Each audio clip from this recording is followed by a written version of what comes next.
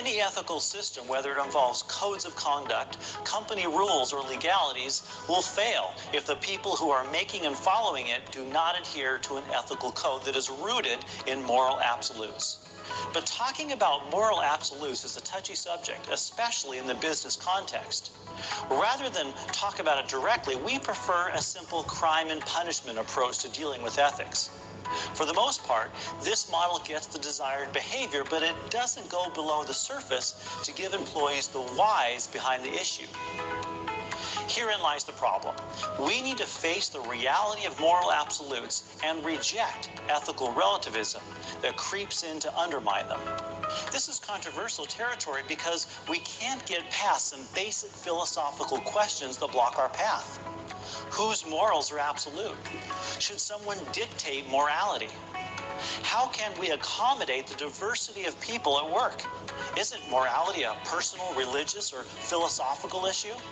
Well, in actuality, the workplace is precisely where the discussion of moral absolutes should take place, because no arena needs it more desperately.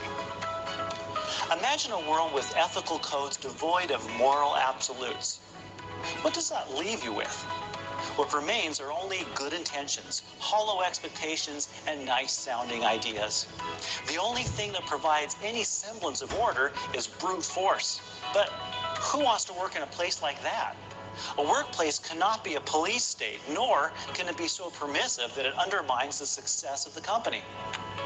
It must maintain a balance between the ethical expectations of the employer and the character of the individual. When both have their ethical foundations built on absolute principles, they are in sync, and they will counter the problem of ethical relativism. Let's get to the point. Moral absolutes are a reality that must be dealt with. Ethical relativism undermines the whole thing and should be rejected. Unfortunately, for those who are afraid to delve into this area, there isn't much middle ground to retreat to. Let's start out with some definitions and examples. What is ethical relativism? If you know what situational ethics is, you have seen ethical relativism in action. It is the notion that there are no moral absolutes or no moral rights and wrongs. Instead, right and wrong are based on social norms. That is, whatever our society or culture says is right or wrong. Ethical relativism holds to the notion that morals have evolved and changed over time, and therefore there is no absolute. Now, one might wonder if moral relativism is all that bad.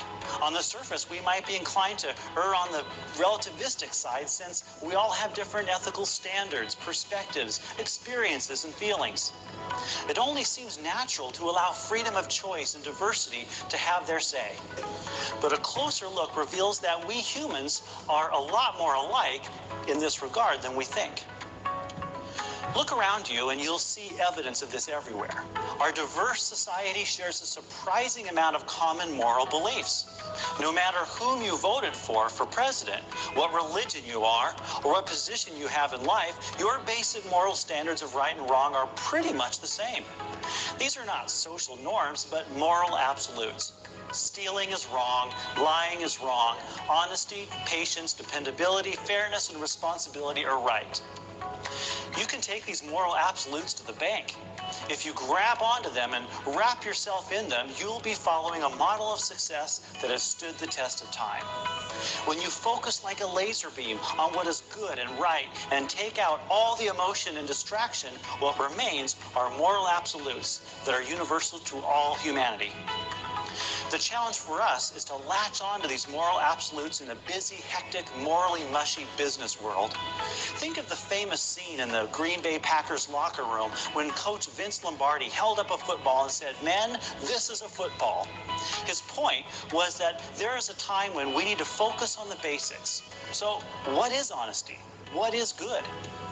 These are the basics. Shoot toward them, drive towards them, and strive with all your might to move toward them. Moral absolutes are not your enemy. They must not be on the bench, but on the field, in uniform, and part of your game plan for success. In the long run, moral relativism doesn't really help you. When you're facing tough situations at work, grab onto the security of timeless moral absolutes. It's a matter of getting back to basics, getting rid of the emotion and self-interest. Be convinced that there are moral absolutes and close the door on ethical relativism. Believe it or not, there is space for this topic in the workplace. It's been there all along, but we've been too busy to notice. There must be a genuine self-awareness of